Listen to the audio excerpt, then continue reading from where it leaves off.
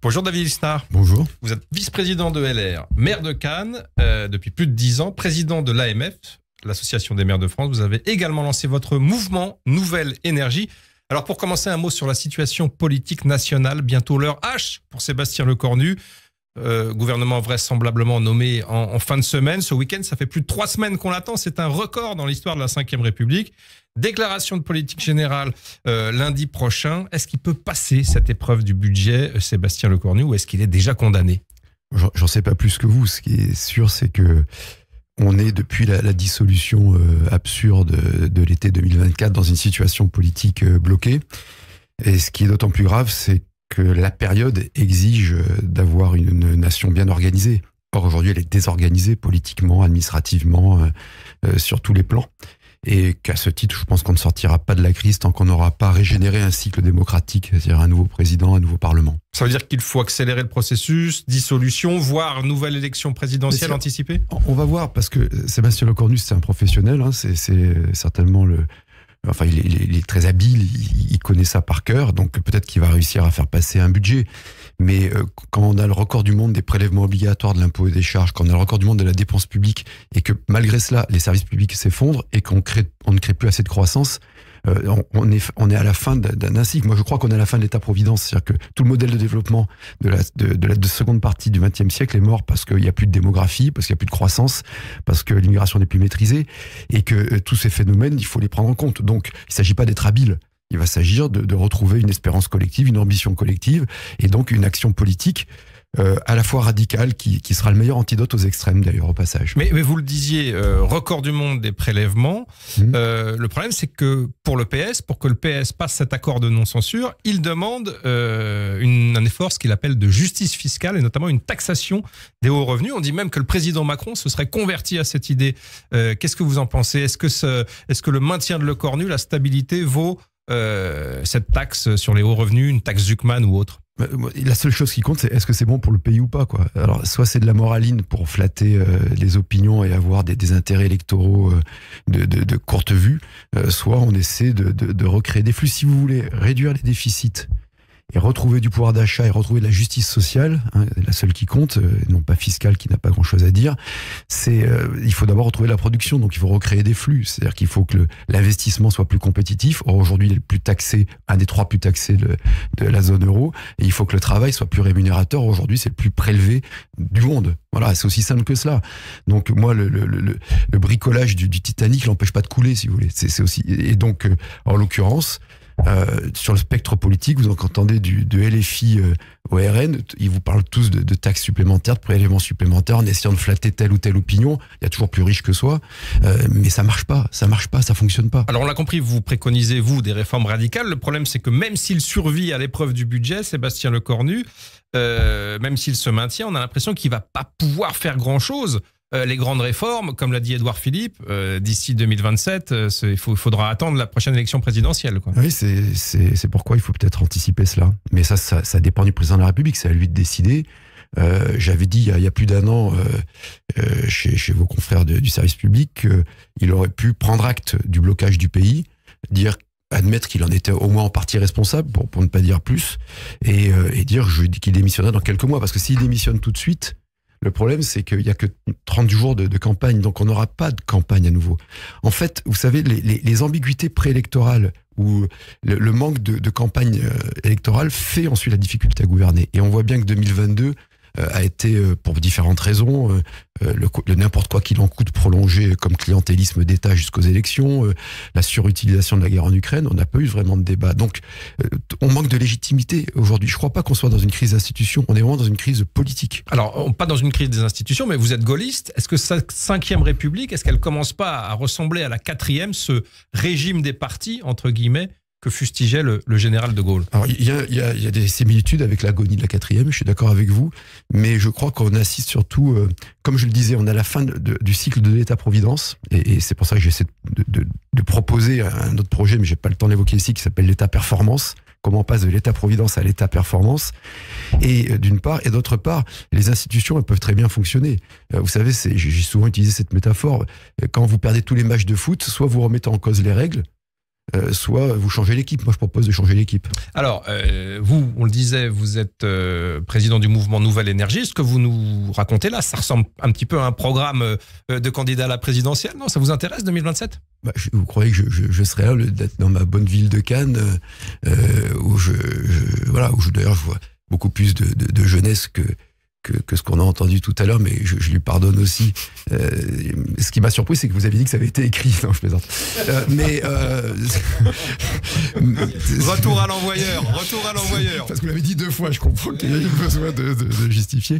Non, mais donc voilà, je suis père de famille, j'ai des convictions que je porte depuis longtemps sur la retraite par capitalisation. Ça fait longtemps que j'essaie de plaider pour la fin de la sectorisation scolaire qui, au nom de l'égalité, qui est un égalitarisme, trahit les plus pauvres, les gamins d'immigrés qu'on met dans des écoles ghetto. Enfin, tout ça, moi, je le vis tous les jours. Je vois chaque jour, c'est pas des travailleurs, des gens qui bossent, qui ont un salaire, qui dorment dans leur voiture, qui peuvent pas se loger. Et à chaque fois, on y répond avec de la moraline. On va dire, on va augmenter le pourcentage de logements sociaux, on va augmenter toutes les causes qui créent nos problèmes, c'est-à-dire l'étatisme, l'interventionnisme. Et j'essaie, avec les gens qui m'entourent, et ils sont de plus en plus nombreux, d'apporter une alternative. Donc 2027. Projet, mais oui, ou 2026, enfin, d'apporter une alternative, de se dire, tiens, alors c'est peut-être contre-intuitif ce que je dis au départ, parce qu'on est tellement bouffé par l'étatisme, par le collectivisme, mais dire que la solution, on est allé trop loin dans l'interventionnisme, dans l'état nounou, et qu'aujourd'hui, il faut rééquilibrer le pays. C'est qu'une question d'équilibrage, mais que pour rééquilibrer, il va falloir s'attaquer à l'organisation des pouvoirs publics. La réforme de l'État, c'est la mère des réformes, parce qu'aujourd'hui, l'État au sens large, la puissance publique, et notamment le système social, consomme plus de la moitié de la richesse produite. Et ça, c'est avec un service public qui se délite par la bureaucratie, le problème, par la surréglementation, par la surfiscalisation, par le surcollectivisme. Le problème, c'est que dès que vous touchez à une piste d'économie, un service public, vous savez, vous connaissez la fameuse formule, derrière chaque niche fiscale, il y a un chien qui dort. Et d'ailleurs, demain, grande journée de mobilisation syndicale. Est-ce que la France est encore réformable aujourd'hui? Je pense qu'elle est tout à fait réformable. D'ailleurs, contrairement à un lieu commun, depuis 95, il n'y a pas eu vraiment une vraie réforme arrêtée par la rue. C'est pas vrai. Ensuite, il y a une majorité du pays que je rencontre partout, qui sont des gens qui sont tout à fait en phase avec le retour au mérite, le retour à la rémunération de l'effort. Mais ce qu'ils veulent pas, c'est se faire gruger. Et à chaque fois, on alterne soit les périodes de laxisme. C'était le quoi qu'il en coûte, au début nécessaire dans les premières semaines du Covid, mais après c'est devenu une martingale politique, le n'importe quoi qu'il en coûte. Et ensuite on alterne ça avec le rabot et l'impôt, qui est le degré 0. Donc c'est assez douloureux pour faire mal individuellement, mais c'est pas du tout assez puissant pour relancer le pays et une espérance. Voilà, quand on dit que les retraités sont tous arc-boutés pour que leur retraite ne soit pas désindexée, c'est pas vrai. Il y a des retraités qui pensent à leurs enfants et à leurs petits-enfants, mais ce qu'ils veulent pas, c'est alimenter un système qui est mort. Aujourd'hui, on a mis sous perfusion un cadavre qui s'appelle l'État-providence. Parlons un peu de la droite. Votre camp, Bruno Retailleau, ses collègues LR ont-ils raison de continuer à participer au socle commun au gouvernement? Est-ce que c'est la bonne stratégie pour que la droite espère revenir au pouvoir lors de la prochaine élection présidentielle? Ce qui compte, c'est revenir au pouvoir, c'est une condition, mais c'est pas une finalité. Ce qui compte, c'est d'essayer de faire des choses bien et positives tout le temps. Donc, c'est ceux qui sont fascinés par l'exercice du pouvoir ou qui sont flattés par l'exercice du pouvoir ne rendent pas service au pays. Je pense que la droite classique, Bruno Retailleau notamment, qui fait un super boulot dans le cadre actuel. Moi, je dis qu'il faut faire péter le cadre, c'est une autre approche. Mais en raison, j'ai entendu dire qu'il y avait eu des lignes, des conditions posées pour un pacte de gouvernement. Je trouve ça pertinent, c'est-à-dire de dire, on est dans une situation politique atypique.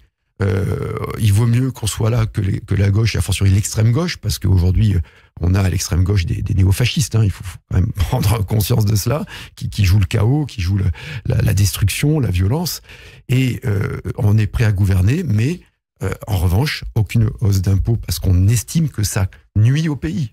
C'est pas religieux. Une vraie politique de maîtrise des flux migratoires pour mieux accueillir, à nouveau assimiler. Bref, avoir une vraie politique républicaine, ce qui n'est plus le cas depuis trop longtemps. Donc ça, c'est logique. Mais c'est au Premier ministre maintenant de dire, si en revanche on commence à nous dire oui, bon, on va accepter telle hausse de fiscalité parce que ça fait plaisir à tel ou tel. Il faut qu'on s'assoie un peu sur la réforme nécessaire de l'immigration et de la justice. C'est pas la peine d'y aller. Parce que si on y va en étant complice de ce qui conduit à l'échec, la seule alternative restera dans les extrêmes. C'est ça qu'il faut comprendre, c'est que on a un devoir démocratique d'être une alternative réelle et puissante. C'est pourquoi qu'il ne faut pas se compromettre dans le pouvoir pour le pouvoir. Un mot sur la condamnation de Nicolas Sarkozy, figure tutélaire de LR bien sûr. 5 ans de prison ferme pour association de malfaiteurs. Mandat de dépôt, exécution provisoire, ça a créé la polémique, l'émotion, le débat. Qu'est-ce que vous en pensez, vous, de cette peine? Moi, j'ai essayé justement de ne pas me laisser aller au débat ou aux considérations personnelles. D'abord, une décision de justice, on a le droit de la commenter, contrairement à ce qu'on entend ici. Là, elle est rendue au nom du peuple français. Donc, moi, je fais partie du peuple français. Pour avoir un peu d'expérience juridique aussi, je pense qu'objectivement, on peut dire, et je me serais pas réjoui d'une injustice commise à l'égard de mon pire ennemi politique, y compris l'extrême gauche. Je n'ai rien de pire que l'injustice. Lorsque les 3 chefs d'accusation qui composaient la matérialité de l'infraction, c'est-à-dire la corruption, le détournement d'argent, le recel, sont abandonnés parce qu'il n'y a pas de preuves.